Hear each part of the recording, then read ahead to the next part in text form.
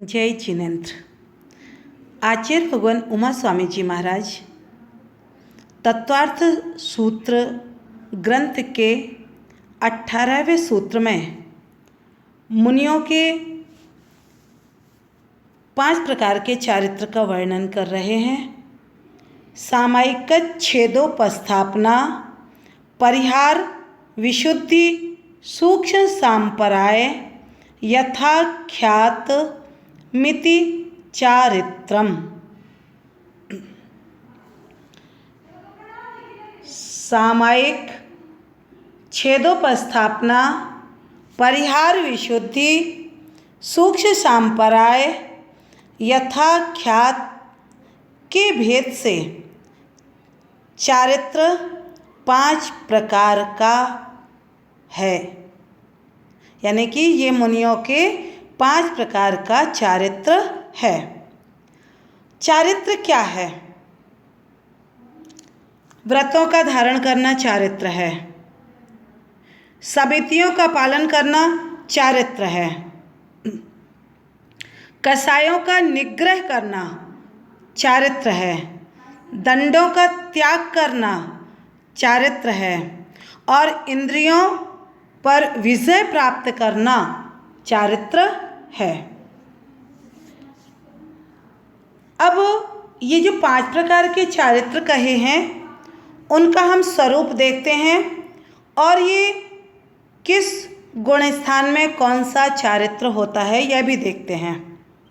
तो सबसे पहला है सामायिक चारित्र।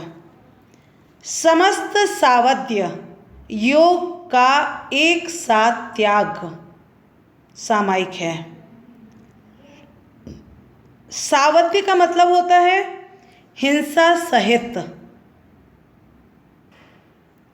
यानी कि आर्त रौद्र भाव का पूर्ण त्याग और प्राणी मात्र पर समता रूप परिणाम सामायिक है। और यह सामायिक चारित्र जो है यह जीवन पर्यंत यम रूप होता है। यम और नियम शब्द से आप परिचित होंगे। आजीवन या जीवन पर्यंत के लिए जो संकल्प लिए जाते हैं वह यम रूप संकल्प कहलाते हैं। और समय की मर्यादा लिए हुए मतलब नियत काल के लिए जो त्याग आदि किए जाते हैं, जो व्रतों का ग्रहण होता है वह नियम कहलाता है। उसमें टाइम की लिमिट होती है। लेकिन साधुओं का जो मतलब सामायिक चारित्र है 6वें गुण स्थान से 9वें गुण स्थान तक होता है और यह जीवन पर्यंत यम रूप होता है। साधुओं का सामायिक चारित्र। दूसरी बात आती है छेदोपस्थापना चारित्र। छेद प्लस उपस्थापन, छेद प्लस उपस्थापन। छेद यानी होता है दोष और उपस्थापन यानी पुनः उपस्थित होना।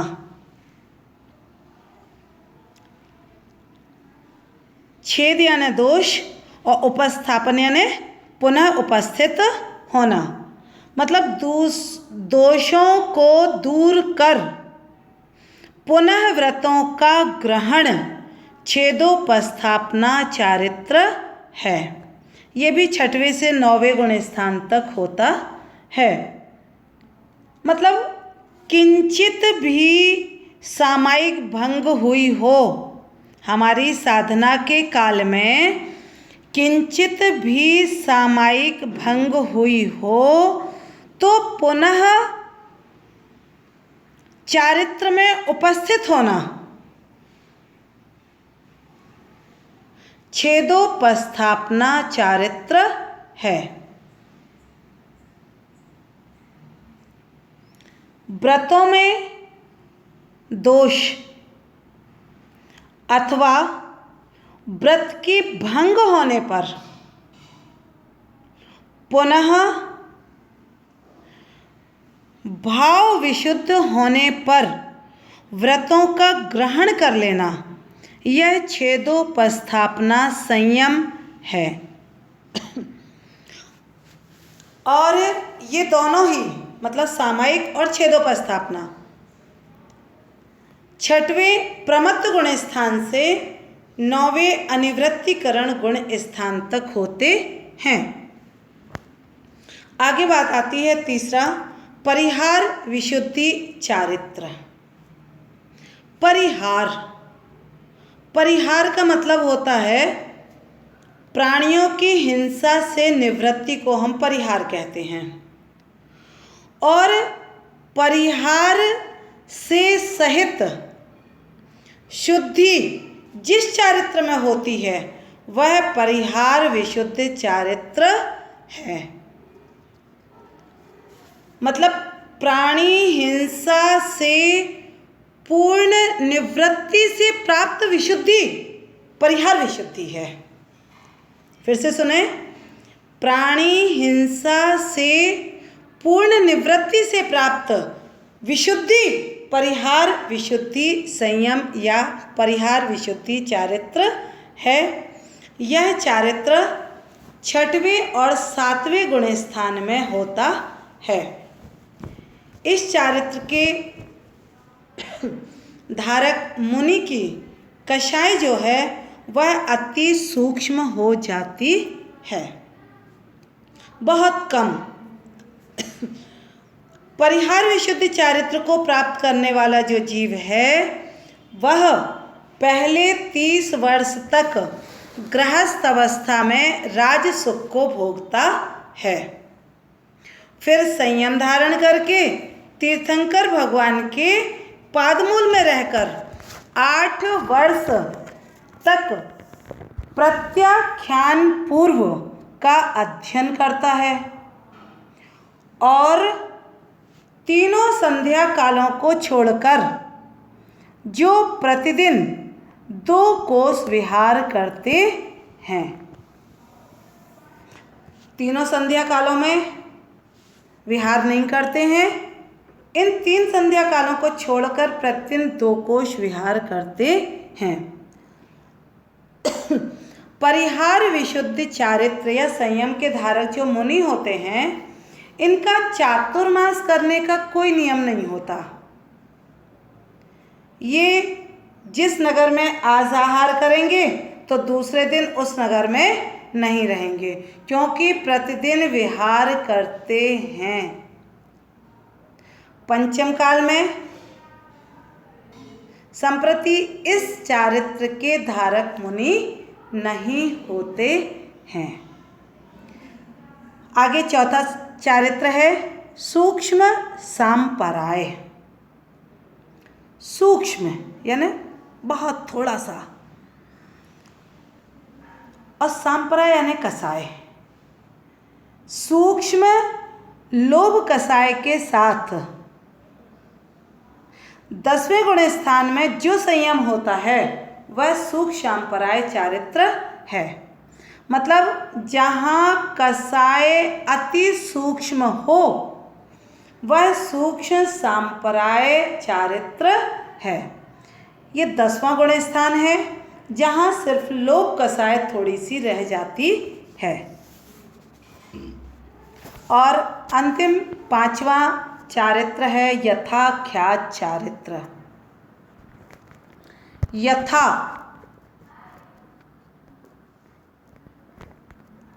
यथाख्यात मोहिनी कर्म के संपूर्ण क्षय या उपशम से, मोहिनी के संपूर्ण क्षय या उपशम से आत्मा का जैसा स्वभाव है वैसा होना, यथाख्यात जैसा स्वभाव है वैसा होना यथाख्यात चारित्र है। जैसा आत्मा का स्वभाव है, चारित्र का स्वरूप है, ऐसा प्रकट हो जाना यथाख्यात चारित्र है।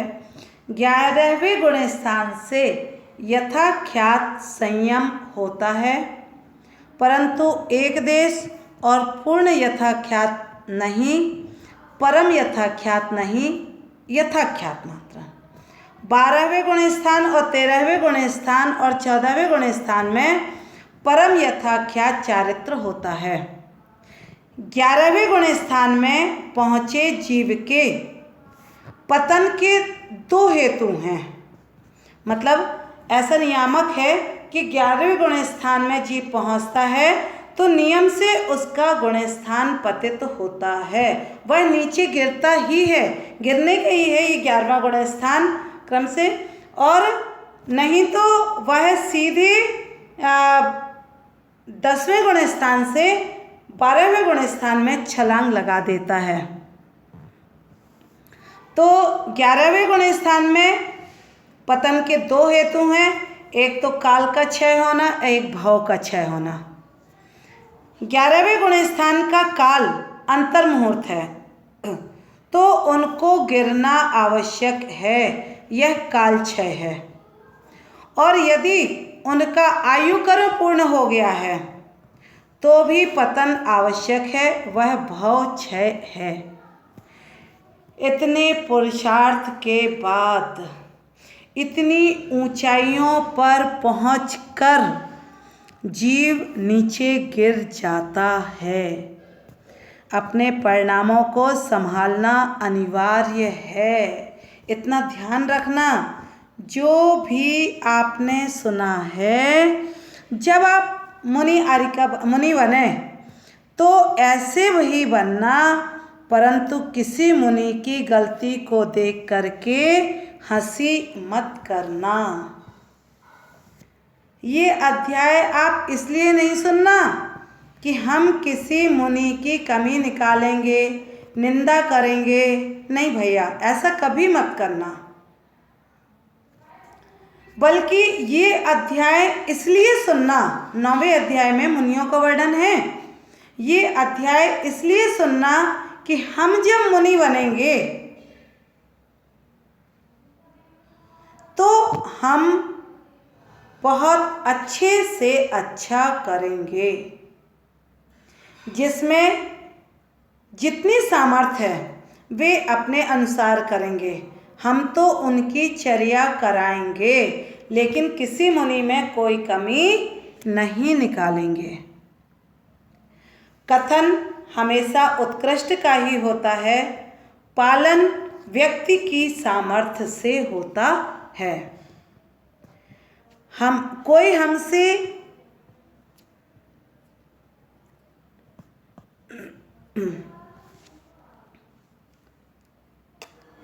आगे आचार्य भगवान कह रहे हैं कि वाह तप कौन कौन से हैं। ये परिहार विशुद्धि की विशेषताएं इसमें आपको बताई जा रही हैं कि परिहार विशुद्धि किनके होता है। फिर से एक बार रिवाइज कर लें। 30 वर्ष तक सुखी जीवन रहने के बाद फिर दीक्षा लेते हैं और 8 वर्ष तीर्थंकर के पादमूल में रहकर 9वें प्रत्याख्यान नामक पूर्व का अध्ययन करने वाला जीव परिहार विशुद्धि चारित्र को प्राप्त होता है। और इस चारित्र का धारक जीव नियम से 2 कोस प्रतिदिन विहार करते हैं, परंतु 3 संध्याओं में विहार नहीं करते। वर्षा काल में विहार का निषेध नहीं है, वर्षा काल में भी वे विहार कर सकते हैं, क्योंकि उनसे जीवों का विघात नहीं होता है। आगे आचार्य भगवान इसमें इस चार्ट में आपको सामायिकों में अंतर समझाया जा रहा है कि एक तो सामायिक शिक्षा व्रत है, एक सामायिक प्रतिमा है, एक सामायिक आवश्यक है और एक सामायिक चारित्र है। सामायिक शिक्षा व्रत दूसरी प्रतिमा में होता है पंचम गुण स्थान वर्ती जीव को, और यह अभ्यास रूप में होता है। सामायिक शिक्षा व्रत अभ्यास रूप में करता है। तीसरी प्रतिमा, जब सामायिक प्रतिमा हो जाती है जीव को, पांचों गुण स्थान ही रहता है, लेकिन वह व्रत रूप यानी संकल्प रूप से करता है। यदि कभी कोई कमी रह जाती है तो फिर उसका प्रायश्चित आदि करता है। सामायिक आवश्यक ये छठवें और सातवें गुण स्थान में मुनियों को होता है, नियम रूप से होता है। और सामायिक चारित्र जो है ये छठवें से नौवें गुण स्थान तक यम रूप में होता है। अब आगे 18वें सूत्र के बाद 19वें सूत्र से निर्जरा प्रकरण का वर्णन किया गया है कि निर्जरा कैसे होती है। कर्मों की निर्जरा के माध्यम से ही जीव को मोक्ष प्राप्त होता है, और वह निर्जरा संवर पूर्वक यदि हो तो कार्यकारी होती है और मोक्ष तक ले जाती है। तो यहाँ आचार्य भगवान 19वें सूत्र में बता रहे हैं कि वह निर्जरा कैसे कैसे होती है। क्योंकि तप के द्वारा निर्जरा होती है, और वह तप भी दो प्रकार का है, एक निश्चय तप और एक व्यवहार तप। व्यवहार तप जो है वह दो प्रकार का है, एक बाह्य तप और एक अभ्यंतर तप। बाह्य पदार्थ के आलंबन से जो होता है वह बाह्य तप है, और बाह्य द्रव्य की अपेक्षा जिसमें नहीं रहती वह अभ्यंतर तप है। दूसरों को बाह्य तप जो होते हैं ये दूसरे लोगों को दिखते हैं आँखों से, लेकिन अभ्यंतर तप जो है वह मानसिक क्रिया की प्रधानता रहती है, दूसरों को देखने में नहीं आते हैं। बाह्य तप अभ्यंतर तप की पुष्टि के लिए हैं। मतलब जो जीव बाह्य तप के बिना अंतरंग तप की सिद्धि संभव नहीं है। बाह्य तप बहिरंग तप अंतरंग तप की सिद्धि के लिए होते हैं, और अंतरंग तप जो हैं वे साक्षात स्वात्म सिद्धि के साधन हैं। वीतरागता की वृद्धि के लिए हैं अंतरंग तप। तो इस प्रकार सबसे पहले आचार्य भगवान 19वें सूत्र में बाह्य तप का वर्णन कर रहे हैं। अंसनाव मौदर्य वृत्ति परिसंख्यान रस परित्याग विविक्त शय्यासन काय क्लेशा वाह्य तपः। 6 प्रकार के हैं बाह्य तप। अंसन, उनोदर, वृत्ति परिसंख्यान, रस परित्याग, विविक्त शय्यासन और काय क्लेश। ये 6 प्रकार के बाह्य तप हैं। इन बाह्य तपों का हम स्वरूप देखते हैं कि सबसे पहला अनशन। अनशन का मतलब होता है कि 4 प्रकार के आहार के साथ विषय और कषाय का त्याग करना अनशन है। मतलब जिस दिन हमने उपवास किया है, 4 प्रकार के आहार कौन से हो गए ये यहाँ बता रहे हैं। खाद्य, स्वाद्य, पेय और लेह। खाद्य का मतलब होता है रोटी, दाल, चावल आदि। पेय का मतलब होता है पानी आदि, और लेह का मतलब होता है चटनी आदि, चाटने योग्य। और स्वाद का मतलब होता है सौंफ, इलायची वगैरह जिनका स्वाद लिया जाता है। और इन 4 प्रकार के आहारों का त्याग कर देना,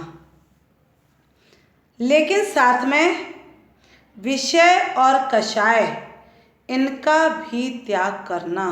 उपवास के दिन हम 5 इंद्रियों के विषयों से दूर रहने का प्रयास करते हैं, और कषाय भी बुद्धिपूर्वक नहीं करते हैं, वह वास्तव में अनशन है। अनशन, अनशन का संधि विच्छेद करेंगे, अन प्लस अशन। अन निषेधात्मक है और अशन यानी भोजन, आहार आदि, आहार का त्याग, लेकिन उसके साथ साथ विषय और कषाय का भी त्याग होगा, तो वह आहार का त्याग भी कार्यकारी होगा। शारीरिक स्वास्थ्य की दृष्टि से भी यदि हम देखें तो अनशन तप हमारे स्वास्थ्य के लिए लाभदायक है।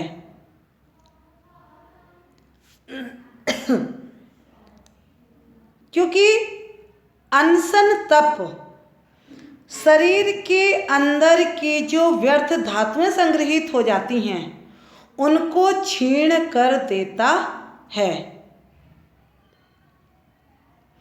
दो प्रकार के उपचार होते हैं, एक तो निकालना और दूसरा पचाना। या तो निकाल दो और या फिर पचा लो। तो अनशन जो है, अनशन तप पचाने की क्रिया है। जिनके वात कफ प्रकोपित हो रहे हैं, अनशन तप उसे समन कर देता है। ये शारीरिक दृष्टि है।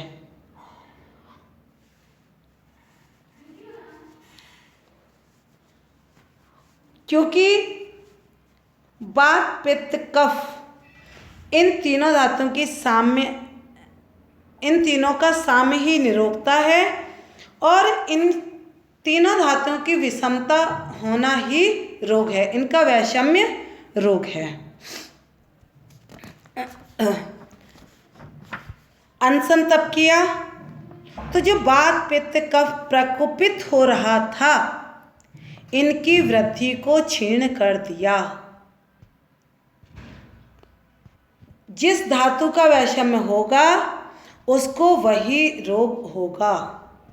विकार भी रोग है और शरीर में वीर्य की वृद्धि होगी, वही काम विकार सताएंगे। अनशन तप कर रहा है कि शरीर को जो शक्ति चाहिए है वह रखे हुए वीर्य से उन्होंने ग्रहण कर ली है। अब तुम्हारे विकार भी शांत हो जाएंगे और शरीर भी स्वस्थ रहेगा, साधना भी स्वस्थ रहेगी। तो आचार्य भगवान कह रहे हैं कि अनशन कोई मंत्र सिद्धि के लिए नहीं, कोई प्रसिद्धि के लिए नहीं, तंत्र मंत्र की उपेक्षा करके संयम की सिद्धि के लिए और कर्म के विनाश के लिए, ध्यान के लिए, आगम की ज्ञान की प्राप्ति के लिए अनशन तप करना चाहिए। दूसरी बात आती है उनोदर तप। उनोदर का मतलब होता है दिन में एक बार भूख से कम आहार करना। क्यों करना भूख से कम आहार? क्योंकि जिससे संयम में जागृति बनी रहे, संतोष एवं स्वाध्याय की सिद्धि के लिए और प्रमाद के नाश के लिए। इसलिए तपोधन कभी भी भरपेट भोजन नहीं करते, जिससे आलस्य न सताए, प्रमाद न सताए। भूख से कम खाते हैं, खड़े खड़े वैसे भी पूरा पेट भर खाया ही नहीं जा सकता है। आचार्य भगवान कहते हैं कि पेट के 4 भाग करो। यदि ग्रीष्मकाल है तो 2 भागों में पेय और 1 भाग में ठोस और 1 भाग को खाली छोड़ दें। जो आचारांग सूत्र के अनुसार अपनी चर्या करेगा उसे कभी औषधियों की पुड़िया नहीं खानी पड़ेगी। और शुद्ध भोजन करते हुए भी किस समय क्या लेना चाहिए, इसका विवेक होना भी अति आवश्यक है। आगे आचार्य भगवान कह रहे हैं वृत्ति परिसंख्यान। वृत्ति परिसंख्यान का मतलब है अनेक प्रकार की अटपटी प्रतिज्ञाओं की पूर्ति पर अपना भोजन करना। काय के लिए लिया जाता है ये वृत्ति परिसंख्यान? मतलब आहार को जब निकल रहे हैं तो कुछ भी अटपटी विधि ले ली कि ऐसी विधि मिलेगी तो हम आहार करेंगे। एक तो विधि लेने से राग द्वेष की हानि होती है। विधि लेके निकले, जहाँ विधि मिलेगी वहाँ आहार करेंगे। किसी से कोई राग द्वेष नहीं है कि ये हमारे भक्त हैं तो इनके यहाँ चले गए, ऐसा कुछ नहीं होगा। तो राग द्वेष की हानि के लिए विधि लेकर साधु आहार को निकलते हैं। और दूसरा है प्रयोजन विधि लेने का कि अपने पुण्य की परीक्षा के लिए भी विधि लेके निकला जाता है। तो ये होता है वृत्ति परिसंख्यान। देखो भैया, हमें किसी से यदि ईर्ष्या करने का मन हो कभी, तो हमें इन दिगंबर मुनियों से ईर्ष्या करनी चाहिए। कैसे? कि देखो, जो दोनों दोनों हाथ से कमाते हैं वे तो केवल एक ही हाथ से खा पाते हैं, और जो बिल्कुल नहीं कमाते वो दोनों हाथ से भर भर के दोनों हाथ से खाते हैं। तो ईर्ष्या करें तो इनसे करें, हम भी इनके जैसे बने और हम भी। दुनिया रोटी के चक्कर लगाती है, लेकिन दिगंबर मुनियों के रोटी चक्कर लगाती है। पहले 3 चक्कर लगवाते हैं और फिर आहार करने जाते हैं। दुनिया के लोगों को भोजन के ही समय सारी बातें सुननी पड़ती हैं, लेकिन दिगंबर मुनि भजन सुन सुन के आहार करते हैं। इसलिए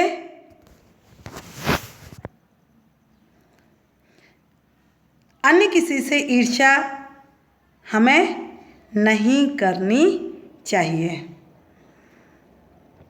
इसके बाद आचार्य भगवान कह रहे हैं कि साधुओं की गोचरी होती है। जैसे गाय घास डालने वाले को नहीं देखती, घास को ही देखती है, ऐसे ही निर्ग्रंथ मुनि दुनिया को नहीं देखते, प्राश्चित द्रव्य को देख करके चर्या करते हैं। इसके बाद बात आती है अगला तप, रस परित्याग तप। 6 रसों में संपूर्ण रसों का त्याग करके या अपनी शक्ति के अनुसार 1 या 2 रस का त्याग करके आहार करना रस परित्याग नाम का तप है। रस परित्याग तप करने से इच्छाओं का दमन होता है और कषायों का उपशमन भी होता है, मनोविकारों का अभाव भी होता है। और एक और वैज्ञानिकता इस रस परित्याग तप के पीछे छिपी हुई है, वह ये है कि रस परित्याग अपने यहाँ रसियों का भी प्रावधान है कि एक एक दिन एक एक रस का त्याग करना। मंगलवार को जैसे मीठा का त्याग कर दिया, बुधवार को घी का, गुरुवार को दूध का, शुक्रवार को दही का, और शनिवार को तेल का, रविवार को नमक का। 6 दिन 6 रसों के लिए ये सिलेक्ट कर लिए गए। इससे क्या होगा? यदि कोई व्यक्ति, यदि कोई जीव एक ही रस का त्याग कर दे तो हो सकता है उसके शरीर में उस चीज की कमी हो जाए और वह अस्वस्थ हो जाए। आचार्य ने एक एक दिन एक एक रस के त्याग की व्यवस्था कर दी। इससे शरीर में किसी एक वस्तु की कमी भी नहीं होगी और इंद्रिय पर विजय भी प्राप्त होगी कि हम नमक के बिना भी भोजन कर सकते हैं, मीठा के बिना भी भोजन कर सकते हैं, दूध के बिना भी भोजन कर सकते हैं, अन्य अन्य आदि। किसी चीज़ की कमी भी नहीं होगी, शरीर भी स्वस्थ रहेगा और इंद्रिय पर विजय भी प्राप्त होगी।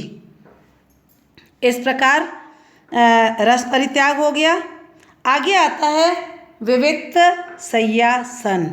विविक्त शय्यासन का मतलब है एकांत स्थान में सोना और बैठना।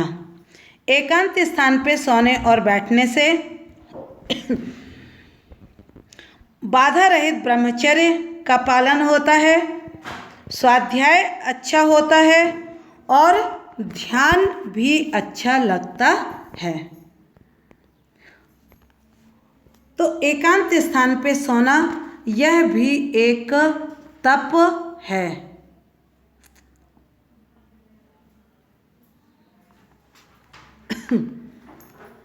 वाक्पटुता से हम प्रशंसनीय तो हो सकते हैं लेकिन परम पूजनीय नहीं हो सकते। परम पूजनीय होना है तो आचारांग सूत्र मूलाचार के अनुसार हमें चर्या करनी पड़ेगी। अंत में है काय क्लेश तप। काय क्लेश तप का मतलब है अनेक प्रकार के काय के कष्ट रूप तप करना। शरीर को विभिन्न आसनों से क्लेश देना, कहीं पद्मासन लगा लिया, कहीं कायोत्सर्ग मुद्रा में खड़े हैं, ध्यान कर रहे हैं, ये काय क्लेश तप है। और ये क्यों किया जाता है कि जिससे सुख विषयक आसक्ति कम हो जाए, इसके लिए काय क्लेश तप किया जाता है। इन तपों के तपने से अंतरंग की विशुद्धि तो बढ़ती ही है और बहिरंग में जिन प्रवचन की महिमा भी होती है, जिन शासन की प्रभावना भी होती है। इसलिए काय क्लेश तप किया जाता है। इस प्रकार ये 6 बहिरंग तप की व्याख्या आचार्य भगवान ने की। शेष आगे। जय चिन्ह।